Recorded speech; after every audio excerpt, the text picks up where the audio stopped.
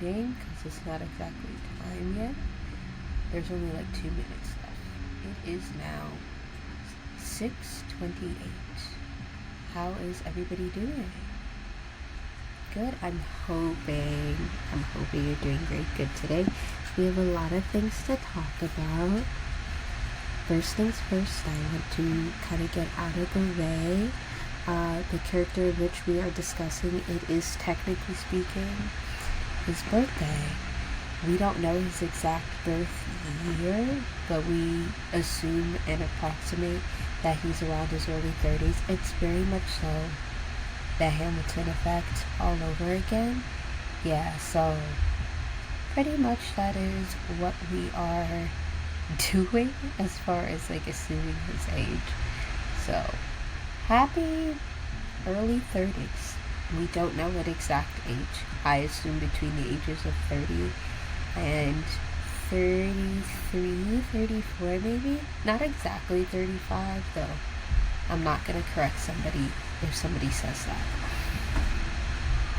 So yeah, happy birthday to Hisoka. Can you believe?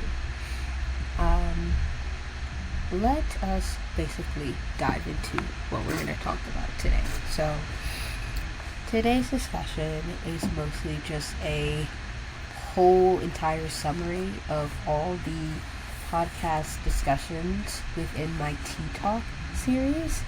So pretty much I'm just going to condense them all together, or at the very least try my best. I kind of did part 1 and 2, but for those of you that may not have even understood the previous live, which is understandable, given the fact that there were a lot more errors on that one, then I am happy to basically recorrect anything that may have been misunderstood in that one. I want us to all have a very good time, also have some sense of clarity when we are pretty much getting into today's episode. I want today to be a learning experience for us all. So we're all pretty much are going to be using mainly my notes this time.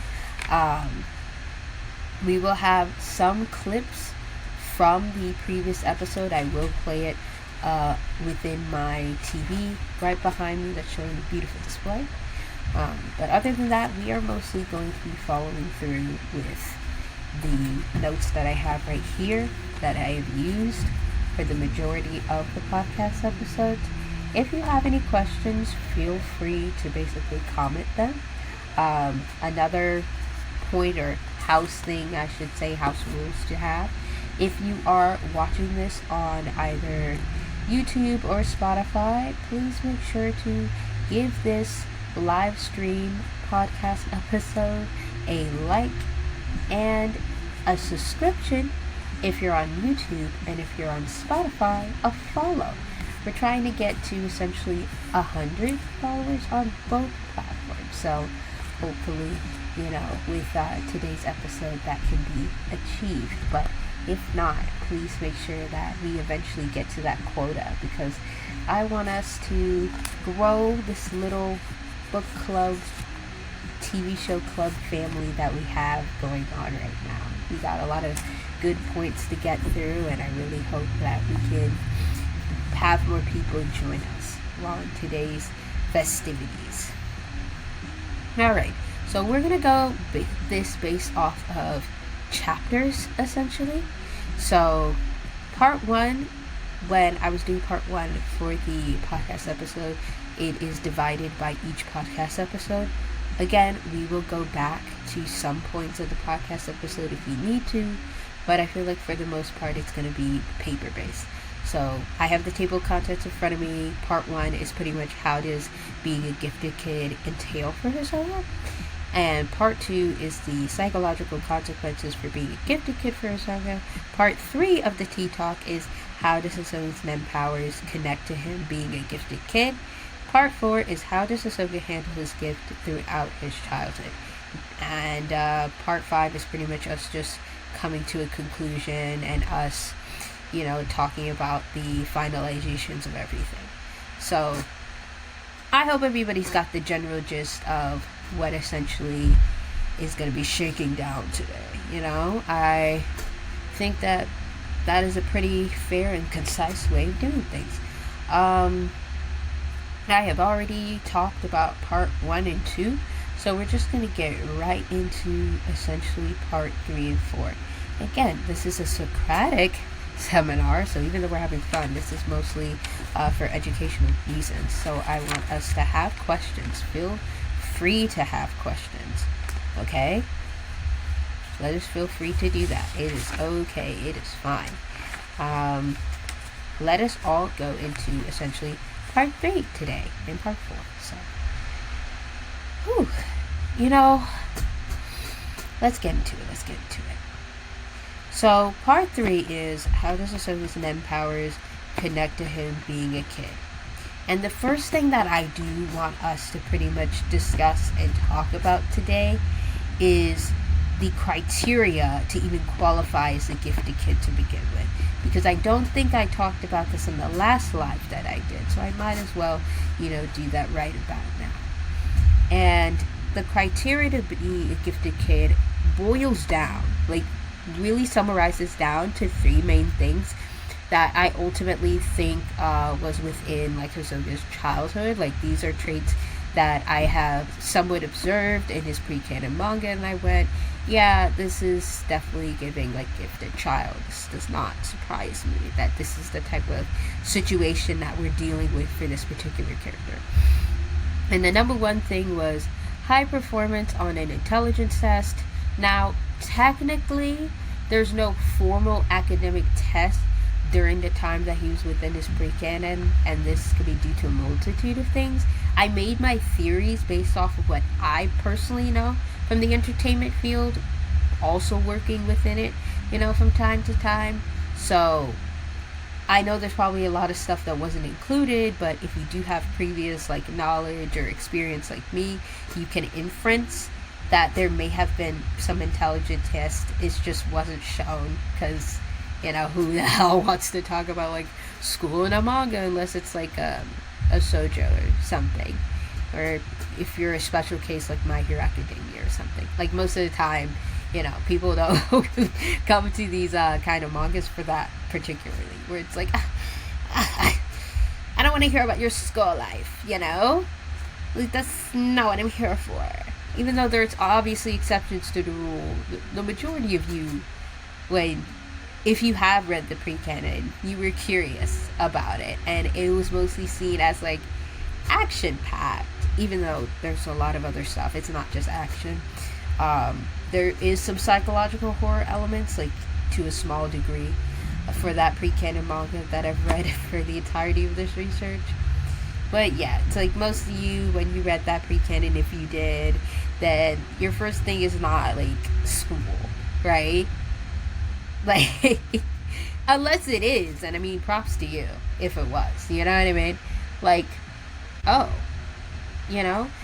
Shocking the spirit, shocking the soul. I just want to say, if that's you, props to you. Props to you, I mean, props to you. Honestly, props to you, okay? Yeah, shout out to you for being you know what? I do want to know more about his educational background, which we will actually get into. That is another series that I'm working on. But yeah, the criteria, I would say in this case for number 1, you can mix this in with academic testing, and the testing that he does for his Nen can count, because essentially we are talking about his powers as well. So in his case, it could be a mixture of both academia traits as well as traits that he has acquired quickly from learning about Nen could also apply. So it's a 2-for-1 in this kind of situation. Number 2, of course, is high performance on a test of academic skills. So again, considering that we are talking about a mixture of both traditional academia, in the terms of mathematics, it does appear somewhat more during his adulthood, but I would say towards the end of his pre-canon is where you see the most when it comes to strategic thinking that requires a high amount of knowledge for the sciences in general. That obviously involves like mathematics, arithmetic, the whole nine. That applies here in this particular situation. So there are like smaller examples amongst the pre-canon as to like showing academic skills, and you could argue like the different types of intelligence that he does demonstrate, because there is more than one, could also apply to like number 2. Number 3 is close alignment to a series of characteristics, behaviors of the gifted. And for those of you that are confused, it's okay. When I first looked that up, I'm like, so it's 1 and 2 all over again? Essentially, yes, with some added traits that we're going to talk about in a minute, because it's more than just the basic understandings of 1 and 2.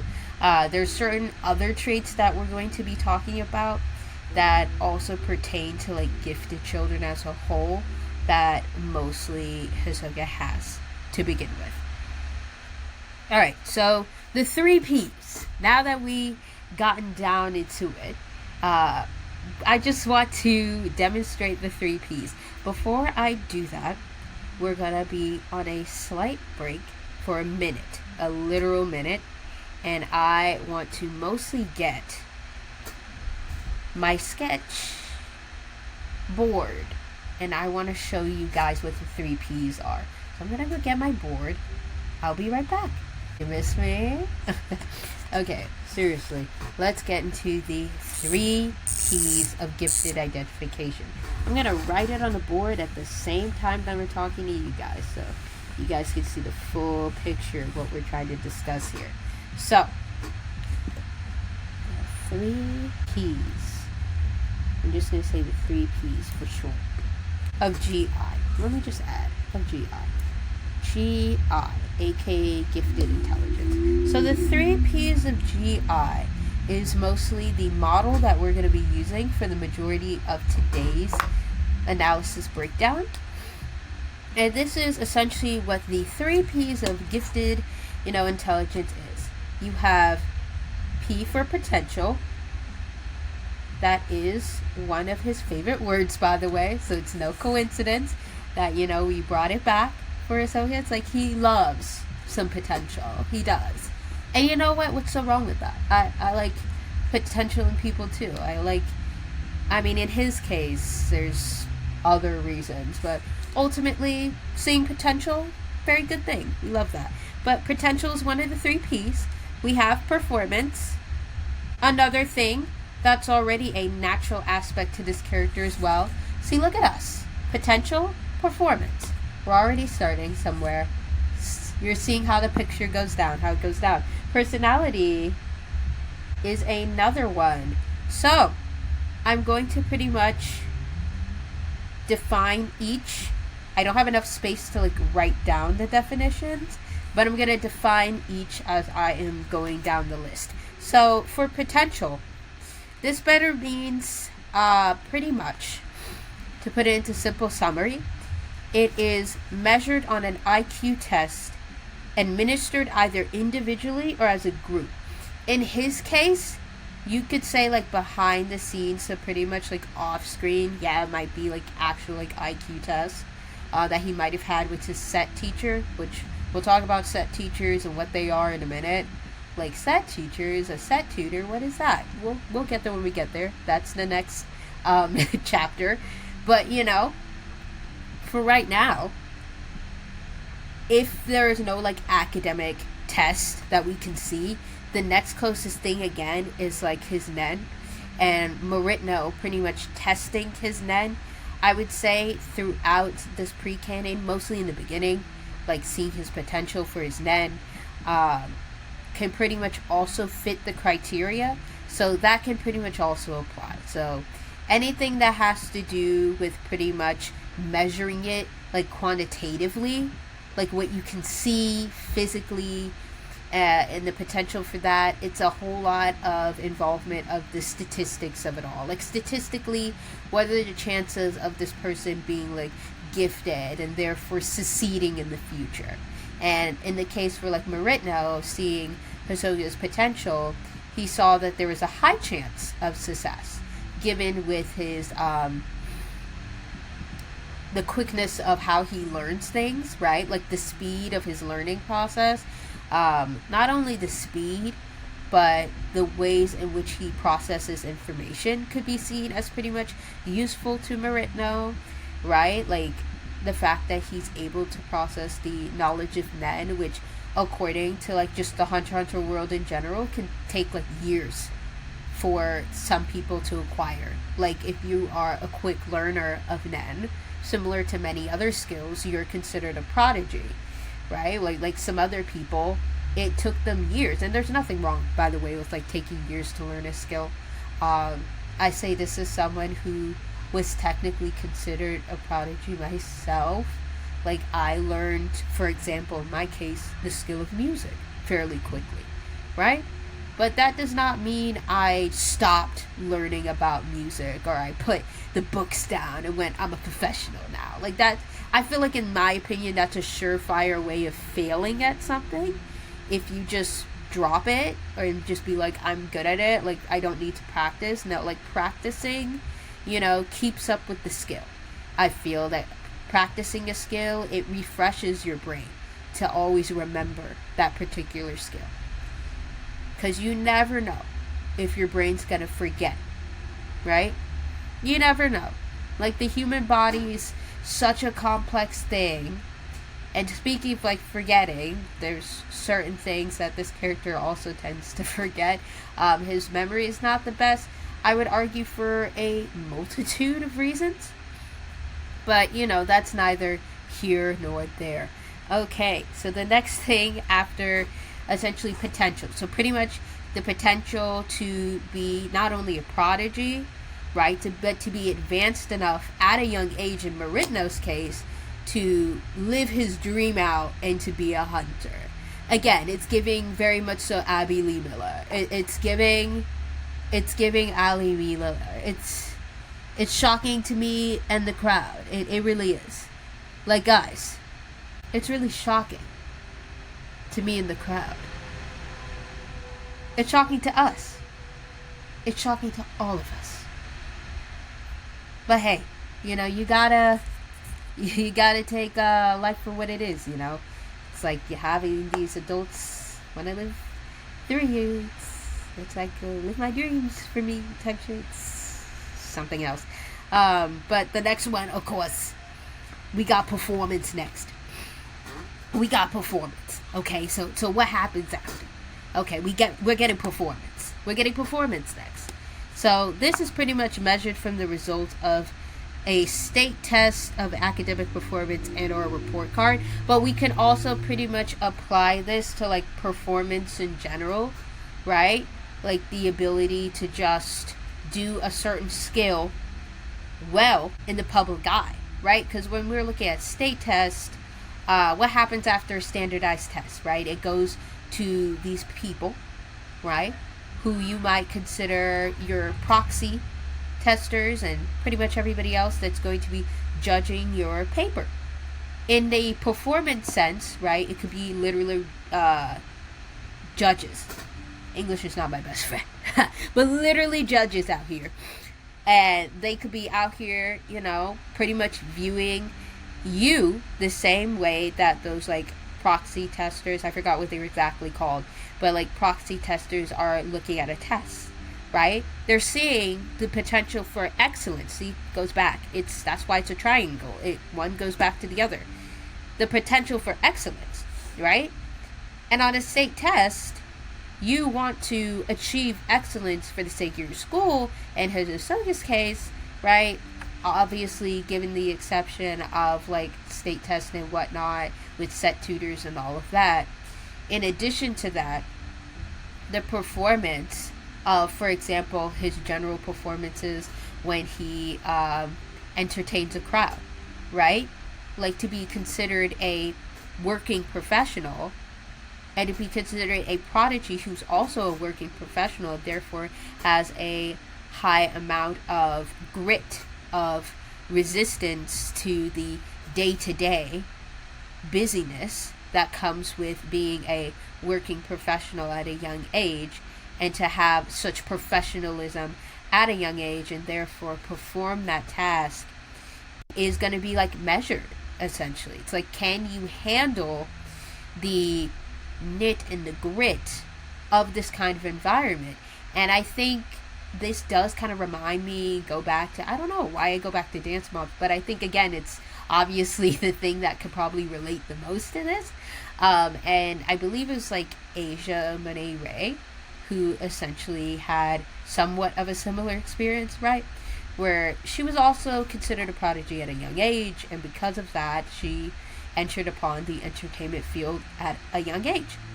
And there's just certain pressures that, you know, sometimes she did succumb to every now and again, but the main thing that happened within the show is that, oh no, I have the ability to quote unquote handle it, right? It's like, I got it. Like, I can be more mature about this particular situation than the average kid. Which, I mean, ultimately does kind of burn and, like, tire somebody out. Burn. I mean, yeah, burn. All one in one package when you really think about it. But, you know, it just ultimately leads to that fade out that can happen. But I would say, again, the testing of performance is just like, how do you do under pressure? Like, just in general. Whether it be the pressure of being judged by, again, proxy testers in the academic sense, or being judged in the sense of just general high skill expectations, like high expectations for the particular skill set that you have. Like, how are we going to go about that, you know? How good of a performer are you? How quick are you on your feet?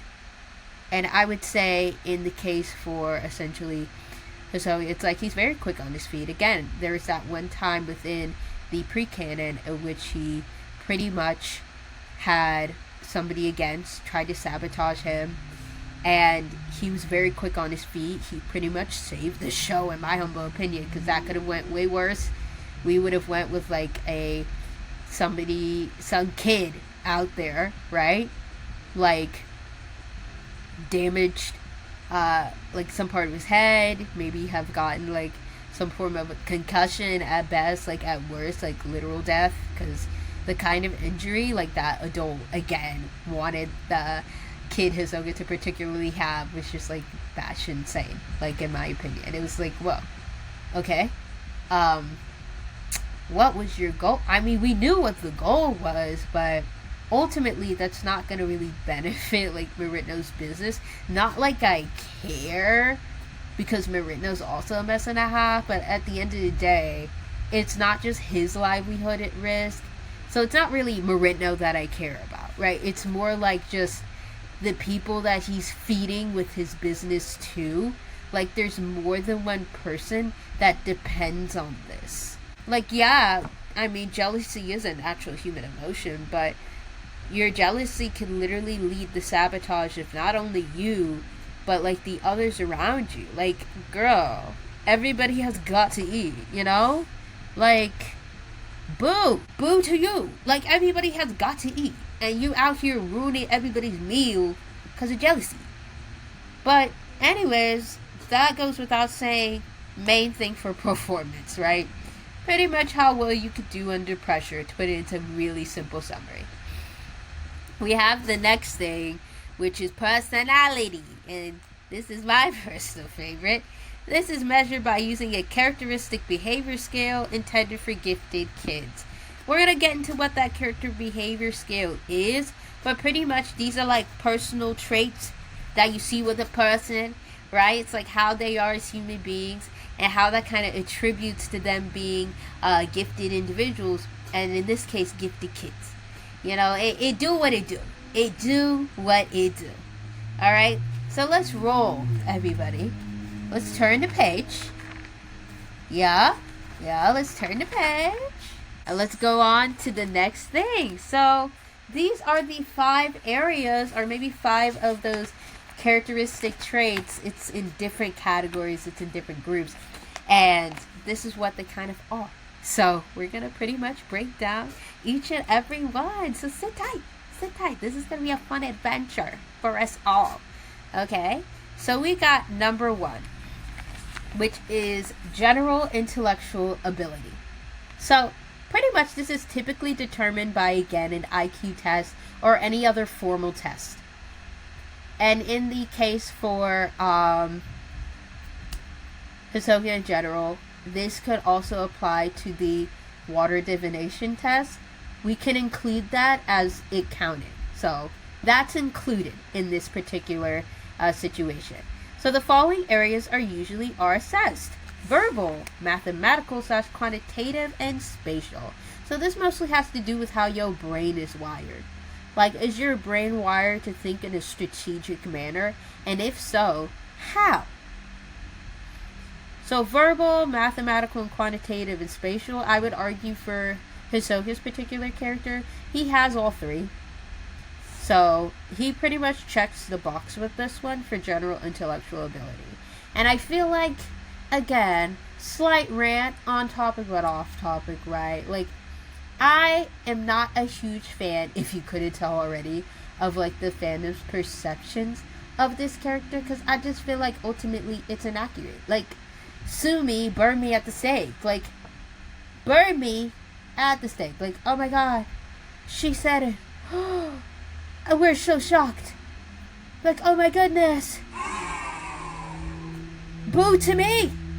Boo to me for not going with the mainstream fandom opinions, because they're wrong. It's like, I be looking at these statements half the time, and I'm like, did you read the book? Are we okay in that brain? Like, let's all be like, did you read anything? Did you read the book at all? I would argue you did not. You did not. And now your incorrect statement is seen as quote-unquote truth, not because of actual evidence, but rather because of the popularity of said statement, which I feel is the case for a lot of things nowadays. Like, rather than it being the actual truth, people are just going with it because it's popular. Like, what are we doing? But anyways, that's neither here nor there. So, again, I say this to say that this character is a very smart man. If anything, the main thing that gets in the way is not that he's stupid. It's just ego and arrogance, which I would argue is a lot of quote-unquote smart people's detriment.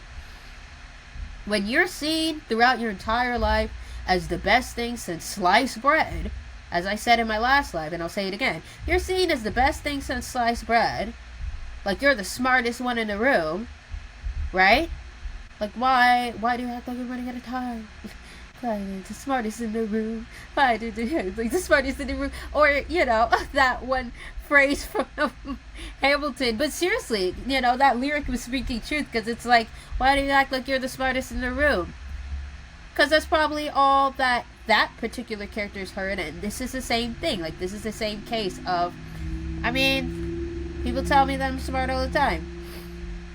You're mad because people are essentially telling me that every single day. And it's like, yes, you can be the smartest one in the room, but at the end of the day, you're human. Our humans are always bound to make mistakes. Like, there's always a chance to make said mistake. The issue is, again, that ego. It's like, I can make no faults.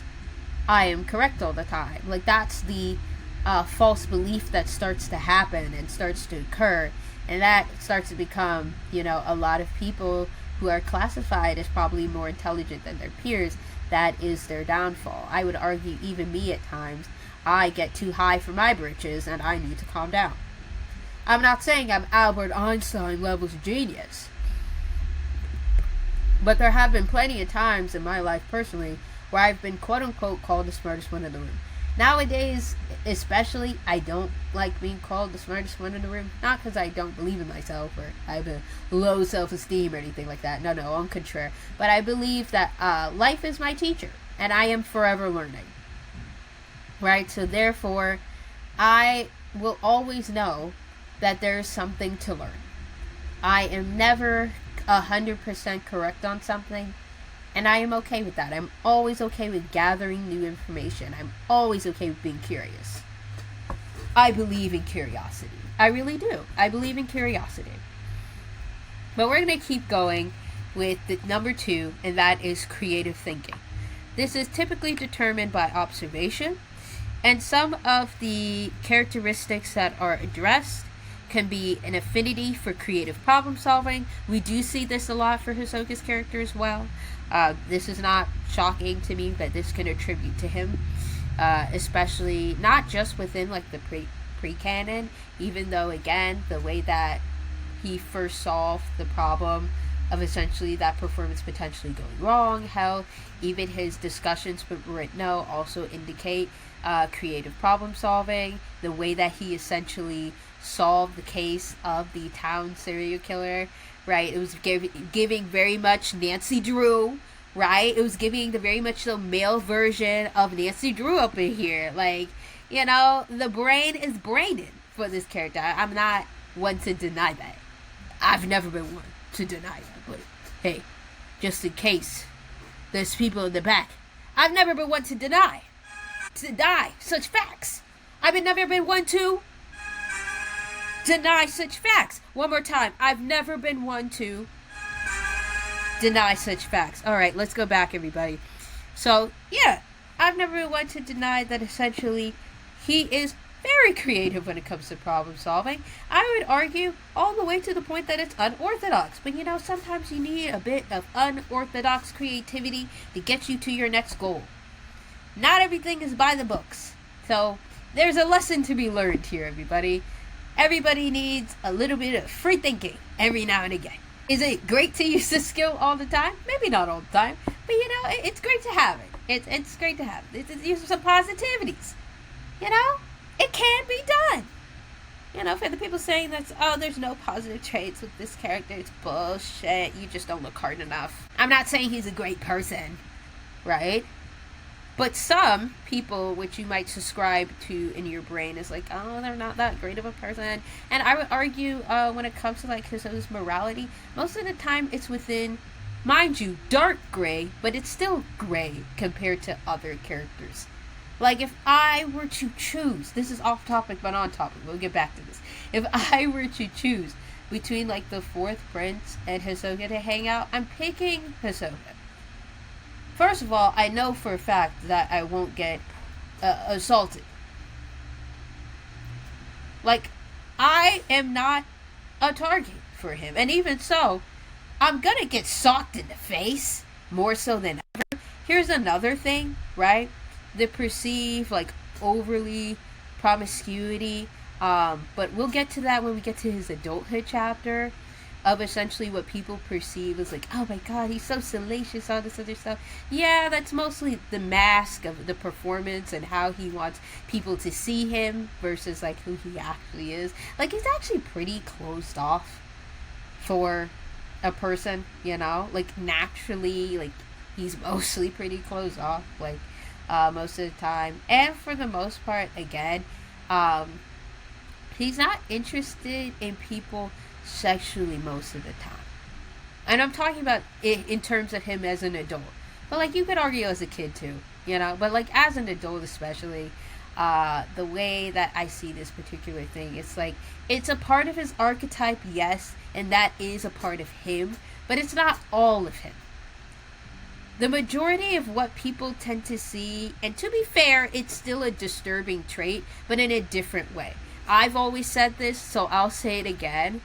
There's less of you, chance of you pretty much getting, like, not sure if I could say it on Twitch, but, like, sexually assaulted, you know, from him. You're more likely to get socked in the face. Now, is it great to be punched in the face? No. But at least the other crime didn't happen. He's just more so likely to hit you. He's not scary because, oh my god, he's overly sexual, this, that, and the fourth. And again, especially given the fact that he's a queer man, I can see how on the surface that portrayal can be seen as problematic. But I don't think that was Togashi's goal. At least to me. To me, he's not scary because he's like, oh my god, so sexually Ooh, bless me, actually creepy. But rather, he's scary because if I piss him off enough, that could be my last day. He gonna chop me up to pieces. Feed me to the wolves for fun.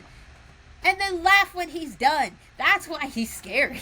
In my humble opinion, there's no other way. Like, unless I'm somebody that he, like, wants to challenge, essentially. Or two, I pissed him off enough to the point that he wants to murder me. You'll be fine. Versus the fourth prince, like, that man is just evil reincarnated. I don't know if it's appropriate for me to say, but, you know, if he were a real life person, I'm just going to say this now. This is so controversial to say, probably. But, you know, it's real. It's real, though. Him and Epstein, best of friends. That's so messed up to say, but it's also so real to say, because he's that kind of person. The fourth prince, I'm saying. He's that kind of person. It's like, who would I rather, hang out with? I would much rather hang out with Hisoka most of the time. Worst thing's gonna happen to me is I'm gonna end up with a broken nose, at best, and maybe be chopped up at worst. At least I didn't get assaulted any other way. It's just violence. I mean, I'm saying, it's just violence. Like, violence is not inherently traumatic. It's still bad, but in a different way. My God. It's not funny, but it's kind of funny.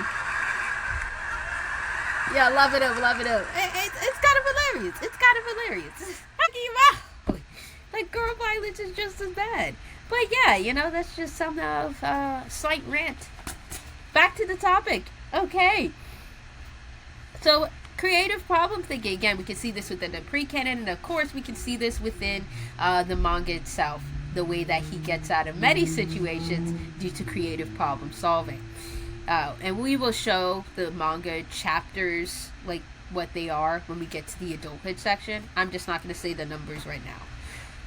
So the next thing is a desire to be different. And for him, it is a desire to be different, as well as him being naturally differentiated from his peers. I don't know if I said the word correctly, but being differentiated from his peers. So a desire to be different / just like actually being different from your peers. Then you have a strong and sophisticated sense of humor. In his case, yes, you could say it's strong and sophisticated because a lot of it is layered within figurative speech, right? So there are plenty of times when he does joke around. Not only is it not literal, but there's often like more than one meaning to it, so it's like hella layered. And on top of that, it's dark. So I would say for his humor, like his humor in general, this is pretty much like all the emotions that you're going to go through. You're going to be, first of all, probably offended. Surface level, if you just looked at this, you didn't think about it any further, you will be offended. That's just give and take. It is what it is. If no ands bits about it. Like, you'll be offended. Yeah. Number 2, after being offended, you're going to be confused. Because it's like, wait, what the hell did you mean? Because there's always something underneath what he's saying, like most of the time. Like, it kind of reminds me of my parents, low-key.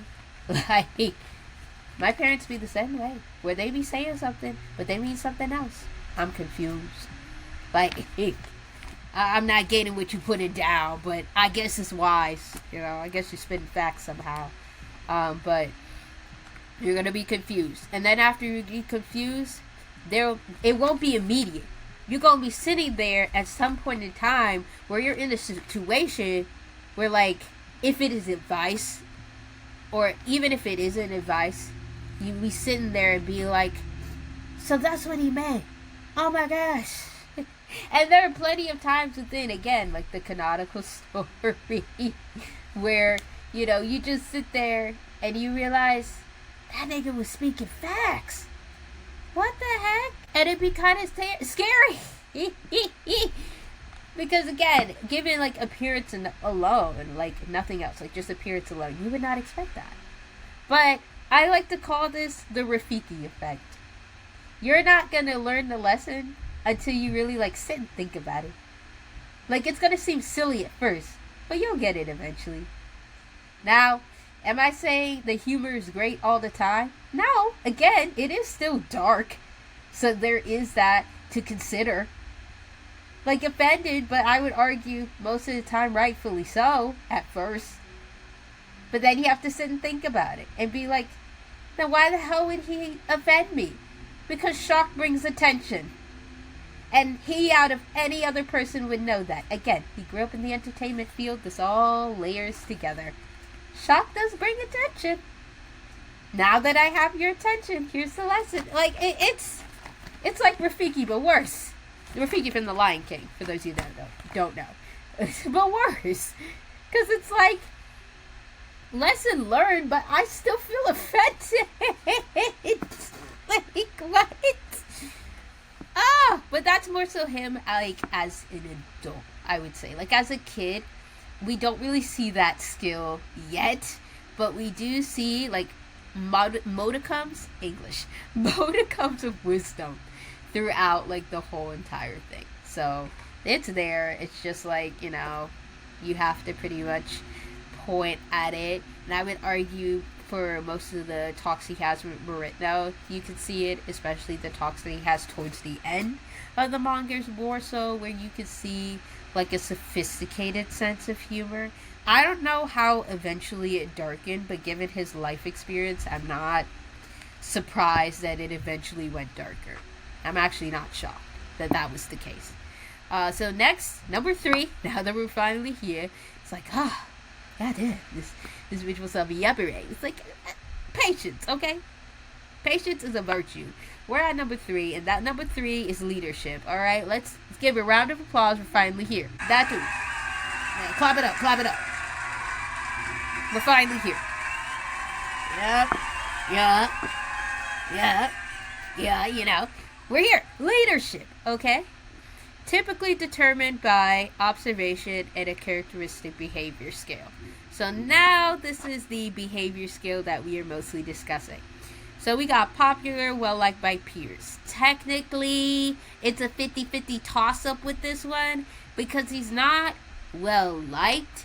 The better term is well-feared. And in the case when he was a child, he wasn't well-liked at all or feared. It was more so jealousy around him when he was like a child. But when it comes to like peers, including like audience members, like a general crowd, yes, this can count.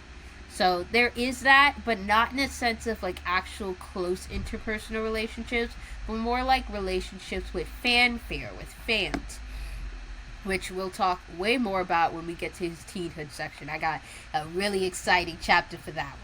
But yeah, it's less with peers that are really close to him and more so with just like a general audience. So popular, but it depends on like your definition. We got self-confident. Oh, is this man self-confident? I would argue all the time. What is that one Disney show with like Demi Lovato?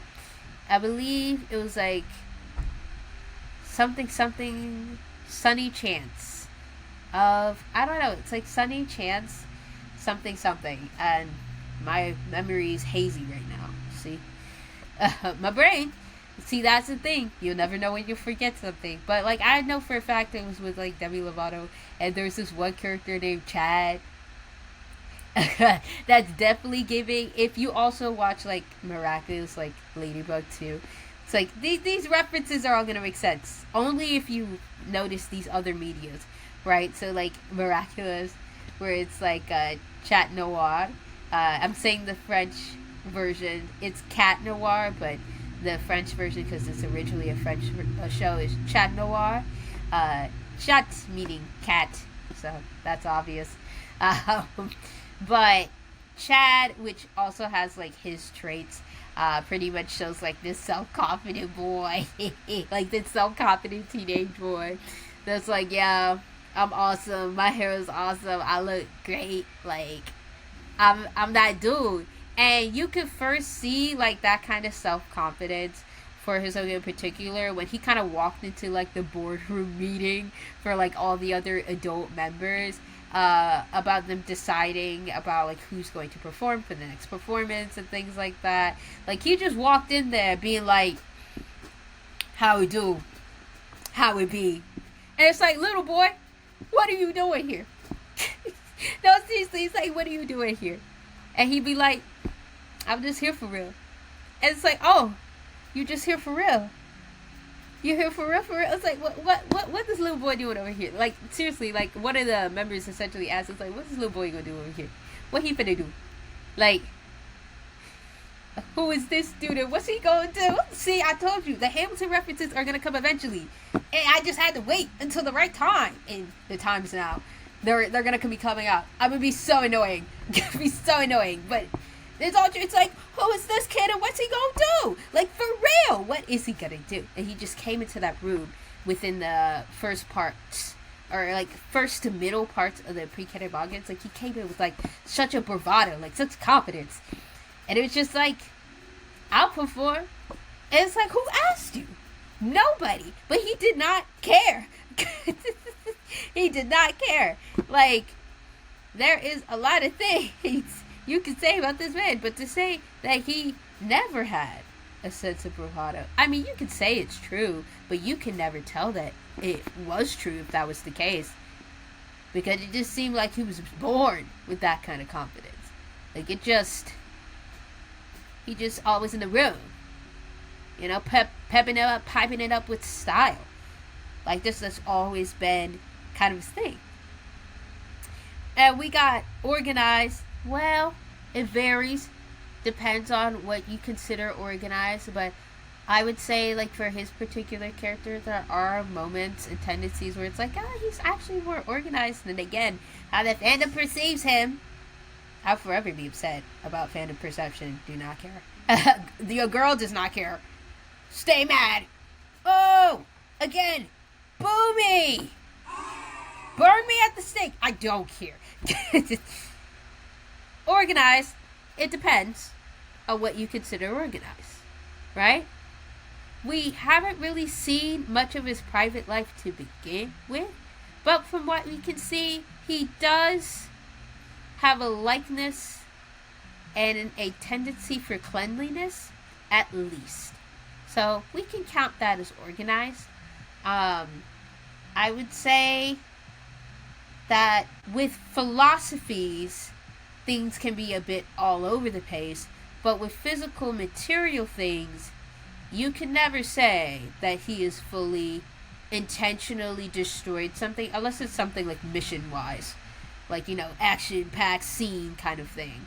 But like in more so private matters, from what I can see, most of his stuff was kept pristine. So he does value material items, and again, we talked about within the poverty section as to why that might be the case. So to say that he isn't 100% organized would be a lie, but also in what particular way is he? I would have to observe that a bit more when we get to his adulthood section. But as far as like keeping things pristine and safe, due to the previous knowledge that we know from like the poverty episode that I did, I would not be surprised that it's mostly shown as like signs of preservation. So there's a reason as to why organized in that sense, but also disorganized, and that's mostly due to a lot of factors that might more so akin to like mental health, which we'll actually talk about in a little bit after education. So it might sort of pertain to traits that are associated with like ADHD and conduct disorder. We will discuss those topics when we get there. So as for where the disorganization comes from, and maybe it's coming from like the executive dysfunction that can occur, but I don't really see that as much in the childhood section or the adulthood, but only because, again, we don't see too much of his domestic side. So there's that. Fluent and concise self-expression. This is also something that we see with his character a whole lot. He is the king of expressions. Okay? You will never catch this man expression. Well, you can. But even that in and of itself is an expression. Like, he don't gotta say nothing. His face says it all. Which, to be fair, I'm somewhat of the same way. There's a lot of people that are like that, where it's like, they don't gotta say nothing. Their face says everything. No words needed. The judgment's there. Or whatever emotion needs to be emoted is just there. But, you know, self-expression as a whole can also include, like, self-expression within clothing. So, like, anything that more so attributes to maybe gender expression as well, which can be another discussion that we can have. We did have an earlier gender discussion to set the scene.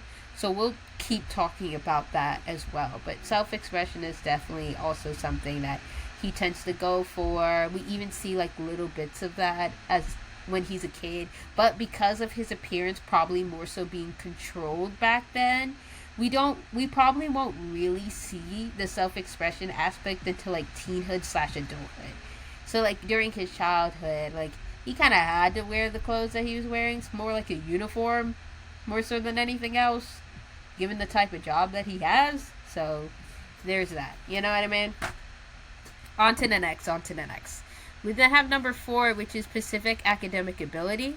So this is determined by test scores on district and state achievements. Again, we will probably talk more about this when we get to set tutors. So this is formal education. So we'll get to that chapter when we get there. Considered an excellent student, at least in one academic area, he is known to study on his own, especially when it comes to his nen. So I'm not surprised in other types of things he can also have the ability to be an independent studier, which a lot of gifted students tend to be. So I will count that, you know, given what we see with his nen practice, I'll count that as, like, also something that he might practice with general academics. Considered a high-performing student in school. In his case, he does not have school. Again, he more likely has a set tutor / set teacher. We'll talk about, again, what that type of person is and how their job goes, because it's definitely not your normal teaching job. I'll tell you that much. Visual performing arts, often determined by portfolio or audition. I would say in the case for Hisoka, he got joined in pretty much. But yes, he did essentially had to prove at some point in time. It's like, can you be able to do the skill? And he was able to, and he was able to do it fairly well. So I would say in the Hisoka's case, you know, he was considered excellent enough to not only be a part of a team comprised of mostly adult professionals, with the exception of, like, a couple of the kids that were there. Abaki, again, his foster sibling, or at least who I consider his foster sibling to be there as well. One of the few, you know. But considered excellent to the point that he was Moritno's, like, protege, if you will, right? Like, I'm gonna take you literally under my wing. It's giving, if I'm gonna use more than just Abby, you know, Abby's been getting punch after punch from me. It's crazy. It been getting swings. Besides Abby, another example I could say is, like, Beyonce, like what she did for the Bailey sibling could also be another thing. Also, y'all, I'm kind of sick. Spare me dying for a couple of seconds. My apologies if it seems like I'm dying. I low-key kind of am. Like, yeah, I'm low-key slightly dying, but we're pushing through. Alright, next thing is pretty much a significant portfolio or audition. Yeah, so pretty much you were considered excellent by others. It was like, wow, you know, it's giving what is supposed to have gay for your audition. Like, you had that je ne sais quoi about you. You just had that star quality that judges often look for. And I would say for Hisoka, that was definitely the case. Like, he was considered a star child. And the next thing is significantly accomplished in one or more of the designated areas. So this could include the visual arts, This can include drama, music, and or dance. And in the case for Hisoka, I would say that it was a mixture of drama, music to a somewhat degree. Like, you do have to understand like music and music cues when it comes to performances, but more so than anything else, it probably was mostly like drama and dance. This isn't to say that he doesn't have any music knowledge. I'm sure he does, but like compared to a musician, it's very different. Like a dancer's knowledge of music is different, but it is also credible. And I say this from having experience again with both. So it's very different. Like even down to the count. It's different, but there's enough similarities to where like things can be followed through. It's made that way on purpose. So, and now we're gonna get to the manga connections. Alright? Of it all. There's a whole lot of manga connections that we have to get to. Hopefully we can go through all of these before, anything else. So let's go through the list, alright? So manga connections. This is the next part. So, shown some indication of mathematical intelligence with the knowledge of card tricks and games, which requires a high amount of probability. And this is all on page 14 of his pre-canon. And I say this because a lot of the times when you have like card games, you have to have like a high knowledge of probability. Like the higher chance that you know like your skills within like probability and statistics, the higher chance it is for you to win, right? That's why you have like certain people who are like gamblers, but they win like all the time.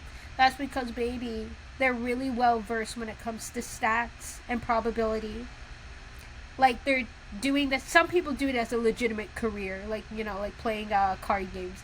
It can be a legitimate career, but you really have to know mathematics. Like you can't just go in here and like free ball it. Like that's not how we do things around here. You have to be really good within the mathematics. So yeah, continuing onward within the mathematics of it all, you have to pretty much know the probable stats and the patterns that you see when you are playing these card games in general. So the fact that he probably had that knowledge since he was a young kiddo, a young little lad, just showed skills right before then, right there. Next thing is shown indications to spatial intelligence, as he can remember complete visual scenes of Kishida's act, and this is on page 20.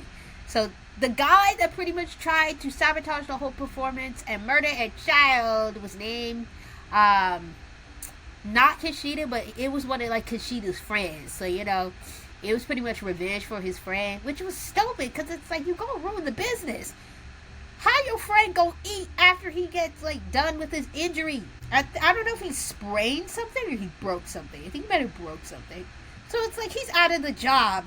Not sure if it's paid leave or not. That's the least of our worries, right? It's like not sure if it's paid leave. But even if it isn't, so I got out of the job to heal, this, that, and the fourth. Like on one hand, I get it. Like that's my friend, that's my ride or die. But at the same time, we all need this job. We all need to eat. Like, hello? Can you not try to murder a child and potentially not only get our asses fired, but to have pretty much everybody in this bitch gets arrested? And you know what? I know for a fact Marito would have been pissed if that was the case. Because it's like, girl, spoiler warning, he is the town murderer. So he's basically following through, in my humble opinion, following through with like other laws so that he won't get caught and be in suspicion of like the other crimes that he's done. Like, damn, it's like I can't run away from the law because y'all want to try to break it and murder a child. Like, I don't need the police on me. I don't need this. I don't need this. I don't need you. Like, oh my goodness. But it's on page 20 where he pretty much remembers the whole thing, and he says it himself. Like, Hisoka says it himself. It's like, oh, I remember the whole thing. Like, if you were to tell me to pretty much perform it tomorrow.com, I will. And I mean, technically he did. So, there we go. Next thing is shown signs of spatial intelligence as well as creative thinking. It was shown when he quickly read another performer's actions to adapt a performance to prevent injuries. This is on page 23, 24, and this is mainly the sabotage scene. So I'm not going to go into too much detail about it again because I think you heard enough. But yeah, that definitely was all there. Ask about it. Really ask about it. Yeah. Ask about it. But next is shown signs of spatial intelligence by Meritno versus anybody else, of course. And Meritno is his guardian / teacher / manager. A lot of hats for a man that's essentially a town murderer. Noticing that an innate sense and observational ability, especially when it comes to sensing his Nen aura. So this is verbatim what Meritno says. He says specifically for Hisoka that he notices his innate senses and observational ability and high senses for that, like high tendency to have very high accredited observational skills. So, the fact that Meritno noticed that also gives evidence to us that this is a gifted child that we're dealing with. And this is again on page 25 if you're going to look back to the pre-canon.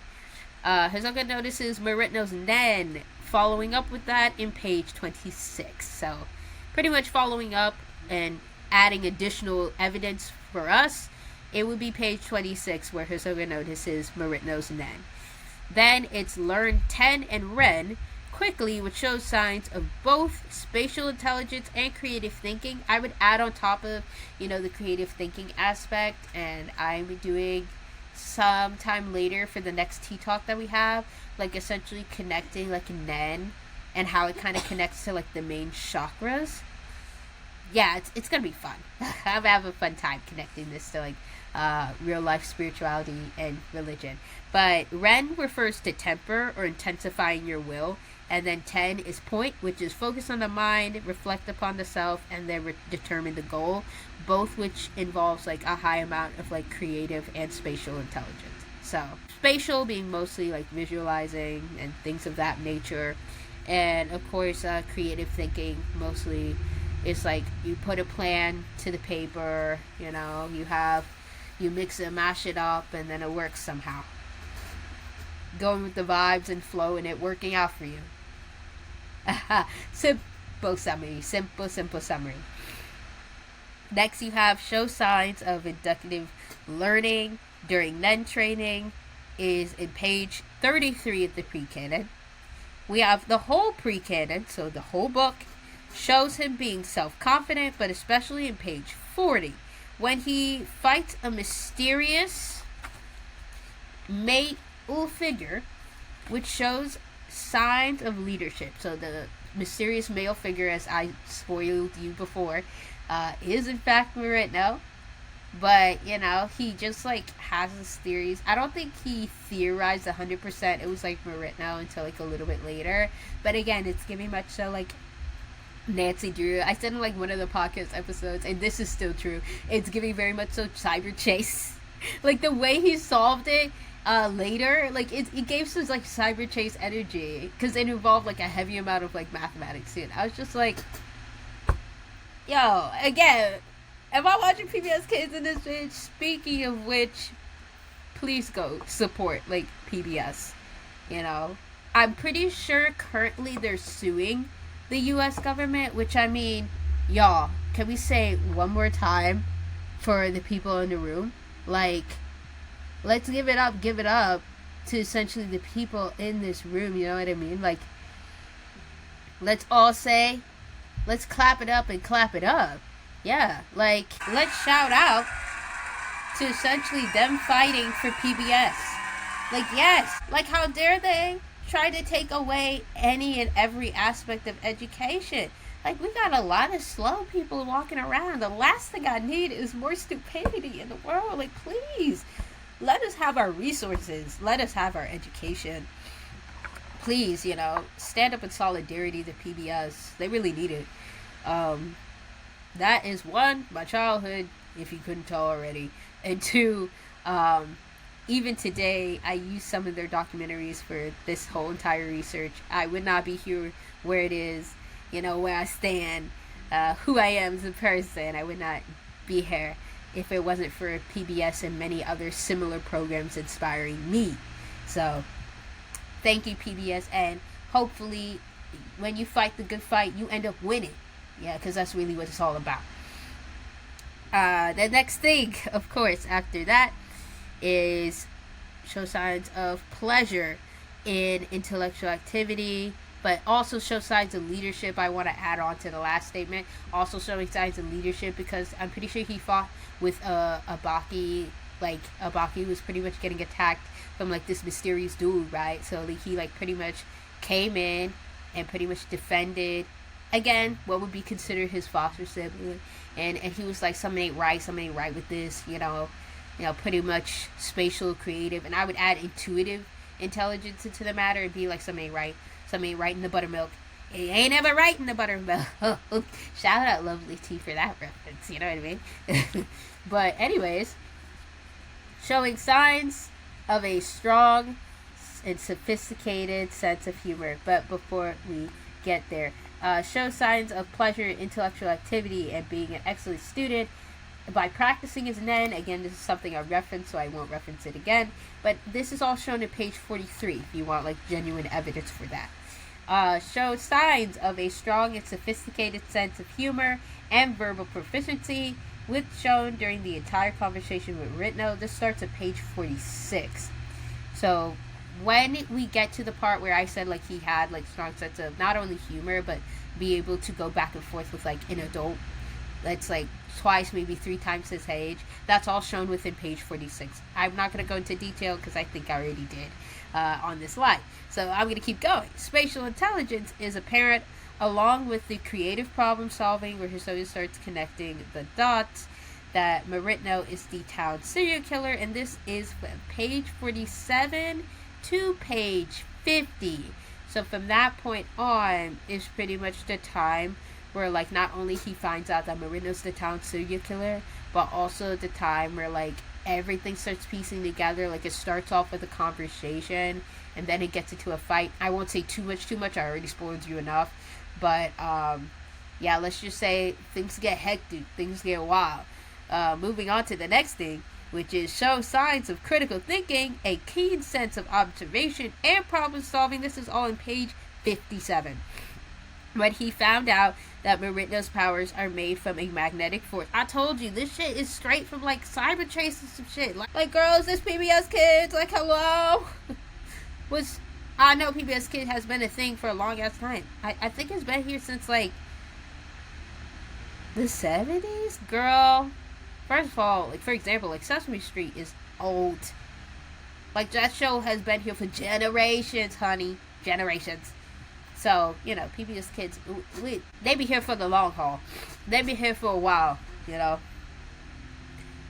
So, Tagashi, I have a question. Were you watching PBS Kids when you were making this pre-canon with Shueisha? Like, Shueisha? Like, I keep saying Shueisha, but it's Shueisha. I just want to know. Like, were you watching PBS Kids when you were doing this? It is extremely important. Hey! Yeah! It is very extremely important for me, too. Oh my goodness. Yeah. But were you watching this when you were doing the whole entire pre-canon with Sweet? Like, did he look at you crazy? Because, again, there's, like, always, like, a mathematical, like, moment when it comes to this character. And it's just, like, I remember the first time, I don't know which Heaven's Arena fight was it, but there was one of those fights, and I was like, is this man out here spitting at me quadratics in a fight? He's got me out here thinking in the middle of a fight for, like, his character. And I'm like, quadratics in the middle of a fight, sir? I've lost it completely. I don't know if I had to turn it off. I was traumatized. The mathematics has traumatized me. I was like, oh, either one. He he's really spitting math at me. Or 2, somehow my math teacher has hacked into my interests. And either one, I don't like it. I'm not a fan. Oh, am I not a fan? Like insanity. Absolute insanity. Oh, but we gotta keep going. So yeah, are made from like a magnetic force, and that was found out on like page 57. And again, the way that he went about it, it was like, I'm watching PBS Kids in this bitch. Like, what's happening? But we're gonna keep going. Next thing is creative thinking and problem solving was shown when Hisoka found a way to defeat Marino in page 63. So because he learned that there is a magnetic force, he basically used that knowledge against Marino. I swear, again, we out here watching Cyber Chase in this bitch. Like, Cyber Chase, we moving. Like, please help me. Like, Takashi, what were you watching during this time? Because I believe when this pre-canon was made, it was made sometime in like either the early 2000s, I don't exactly remember the time, but I know for a fact that either one, that show, like Cyber Chase and this show, probably has existed since then. Because I remember they made it in April, and it was quote unquote an April Fool's prank, but not really kind of thing. Like, it was a weird way in which they've done it, but they did it anyways. I guess for the vibe, like, here's the pre-canon. Like, the whole kind of, like, point of this character is to confuse you. So the fact that it's, like, confused you further, it's like, here's his past, but on a day where, like, it's confusing on whether or not it's the truth. Here you go. And it's like, you stay messing with my mind. When it comes to this character, I love it. You stay messing with me. Is it the truth? Is it not? I'm going to argue that it is. But he wanted to mess with us that day when he made it. I think it was sometime in the, was it the early 2010s? I can look back. I can actually look back. But it's probably going to be another live in which I say the truth of when this pre-canon book was made. But I think by then, I'm going to say it's the early 2010s. I could be wrong. But I think by then, like, Cyber Chase was a legitimate thing. So, it's not, it would not surprise me if that was the inspiration. That's what I'm trying to get. Alright, enough. Let's get to the last part, which is essentially how does Hisoka handle his Nen throughout his childhood. This is the last part, and then we are going to do final talks. So pretty much all coming together and having our collective ideas on the table. So, for Hisoka's mother, she was tasked with essentially raising her gifted kid, that having to be Hisoka, of course. And in order to do so before she got sick, she taught Hisoka in an atypical fashion. So, he was probably a hyperactive explorer, which means he probably could not sit still. And he was nonconformist in nature. What does this all mean? We're going to get into it. Relax. We're going to get all into it. But first, atypical fashion, I'm going to say, when we get to the education system, I'll explain this more. But the way that Romani children are typically taught is different from, like, other kiddos. So I say atypical for a reason. Yeah. I'm not going to go too much into it, because we're going to get into that next time. But just know, atypical before a good reason. All you need to know is that these are all traits of the type of learner that he is. So, in other words, he's a really passionate and engaged child. Which is good. Yay! We love that. Hold on. Give it up. Give it up. Let's clap it up. Let's clap it up, you know? Thank you. Thank you. Thank you. Oh my god, that's such a good thing. Yeah. Yeah, let's clap it up. Great. Appreciate it. Appreciate it. Yeah. So, because of this, she might have encouraged his creativity by giving him, again, spiritual / Nen and practices. So, Nen card, practice foundations, basics with no names applied. So, she didn't say the names of what they were, but she does give him, like, previous knowledge. But just never said the name, and unfortunately could not have, because she passed away. Life be lifing, you know what I mean? might have also found a way to give him books to read to encourage his intellect. Again, I said that most likely due to how Romani people typically are. It was most likely a village of some sort. So she had help from her other peoples, you know? Very collectivist in nature. Very so much, I help you, you help me, right? So, like, even later in adulthood when he is, like, more so of this selfish person, and yeah, he's selfish most of the time, but I do still think, like, the remains of that collectivist aspect is still there within his character. It's just shown in smaller ways, which I will show later when we get to the adulthood chapter. But it's not completely gone. I would say that it appears the absolute most when he's with his fiancée. But there are other times outside of that where it's like, you know, I give to you, you give to me. I guess another person that could see some of those traits, albeit it's like, yeah, it's not for altruistic reasons. I'm not saying that it is, but it's still there. And I guess another character that could say, like, yeah, you know, he will do stuff for you. You gotta do stuff for him, you know, it's a trade, but it's not too bad of a thing. Would be like Kurapika. They also work together where it's like, you know, he's slightly strange, he slightly disturbs me, but like ultimately he understands teamwork. So we cool. Like that's just the vibe. So anyways, that collectivist aspect that he might have had like within his childhood, like even if he forgot the technical words for it, whatever, like the body remembers kind of thing. Like your mind might not remember, but your body still remembers. So guess that aspect never left.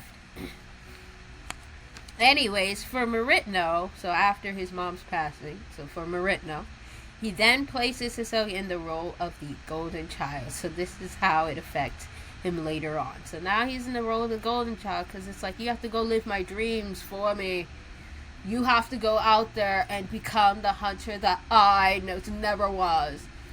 Like, it's giving very much Troy Bolton. It's not your dream, Dad.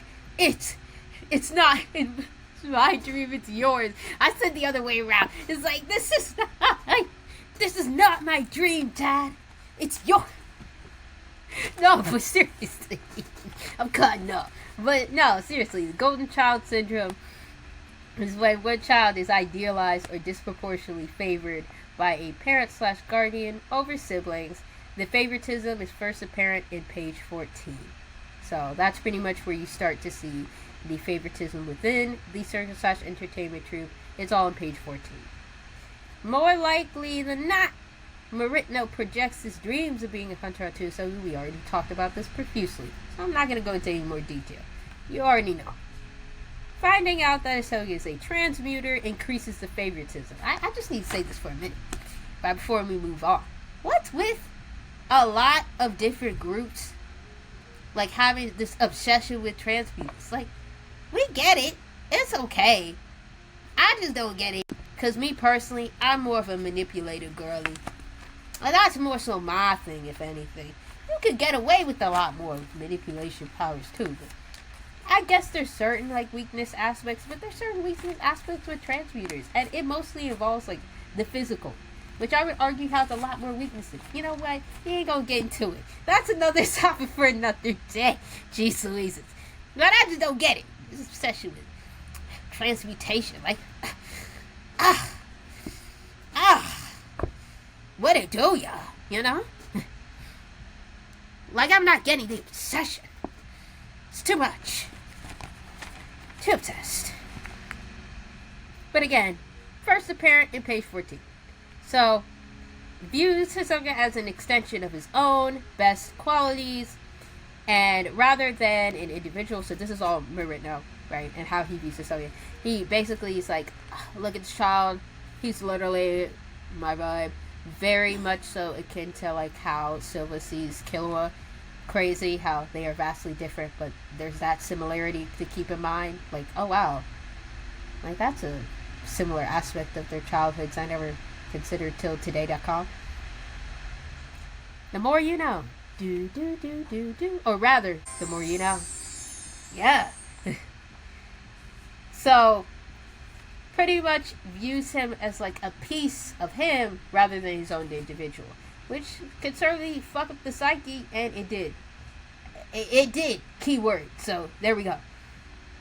Tried to mold Hisoka into a mini-me. So again, pretty much akin to how Silva treated Killua. Very similar. Not the same, but you know, the similarities are there. They were there. And then adultifies Hisoka in turn. So it's not only just the industry, it's literally just his manager in and of himself. So, we out here. Which ultimately ends up feeding the ego. In a sense. Because when you are the golden child, you're put on this pedestal, and therefore feed your ego. I'm the best thing since sliced bread. That's the main thing here. That's the main thing we gonna keep coming back to. It's like, I've been the best thing since sliced bread. Everybody told me this, bitch. Who could tell me wrong? A lot of people. Now, sir. Let's keep going. So I might end up developing a sense of narcissism, which, too late. Too late, you know. / other negative symptoms, aka talk more. We'll talk about it more in childhood interpersonal relationships, but like, yeah, no, being a little conceited, yeah, no, it's a little too late for that. You are a little too late for that. So there we go. That is pretty much so most of it. We're gonna also say maybe some additional key evidence. So this is all the stuff for part 1 and 2. For additional evidence, text evidence for part 1 of the T-Talk series in page 20. Hisoka's sense of observation and problem solving / pleasure and intellectual activity first shows with learning Kishida's trick quickly. So this is something that we already said. So that was just in addition to what I have said previously. More problem-solving skills appear at page 24 to specifically alleviate, and the name for the best friend, you know, of Kishida was Yoshuda, and potential sabotage, along with examining the unusual. These are all traits that, you know, Hisoka demonstrated during that time. Moving on with Meritno himself, highlights Hisoka's genius and innate ability. This is something we already talked about. Hisoka's liking for structure and order with number volumes and systems in general. Ooh, that click out. Alright, it's systems in general. All happens within with the Nen system and a quick understanding of it. Page 32 and 35 of the pre-canon. So go back to that. And then the last one is critical thinking and skepticism was shown at page 41. After observing that the person that was attacked felt fake, and then he later found out it was Meritno. So, all in all, this all essentially proves, in my humble opinion, that, you know, not only did Hisoka grow up a gifted kid, you know, a kid that was considered a prodigy, one of the elite children, this, that, and the fourth, but on top of that, also, you know, had other people notice that as well. And there's definitely a lot of other aspects that come with that. We talked about within the manga analysis T-Talk episodes, you know, the series. We talked about how that particularly affects your social life, how that can, you know, kind of isolate you from other peers, you know, due to like jealousy and other reasons. We pretty much could talk about how you're more bound to pretty much get taken advantage of because of that fact, because everybody wants to take advantage of the talents that you have, right? And we could see how slowly this might seem more so akin to him pretty much not trusting people like that in the later years. I would not be shocked at all to say, or I would not be surprised. It wouldn't be shocking to anybody with like all the evidence that I've given today that this could pertain to a lot of later issues. We talked about like later, some of the things here today could develop like high amounts of narcissism. I'm not going to say straight up NPD. I just think the hard narcissistic traits might mix in with the ASPD, right? It's narcissistic, it's not narcissism. We'll talk about the difference in a minute. Yeah. But, you know, other than that, there's also pretty much in turn, like him not trusting other people, given his experience when it comes to others in a more so negative fashion. Like, it was just not giving the best of vibes when it came to people. Like, people never gave the right kind of energy off of essentially who he naturally is. Because he's a natural born Nen user, from what I can best inference. Right? So, always born with these abilities, one, and to be able to use it well from day one, and on top of that, having a high amount of intelligence, academic-wise. You know, it's just, it's a recipe for disaster when you are a kid. And this could ultimately eventually lead to more so his avoidance towards others. I would say straight up, like, avoidant attachment. It all applies to, like, together for all of these things, but I won't get into that until we get into the mental health section. But yeah, you could essentially see how all of these can also kind of permeate within his personality until he eventually kind of understood what people were, which was like, oh, people are inherently exploitative.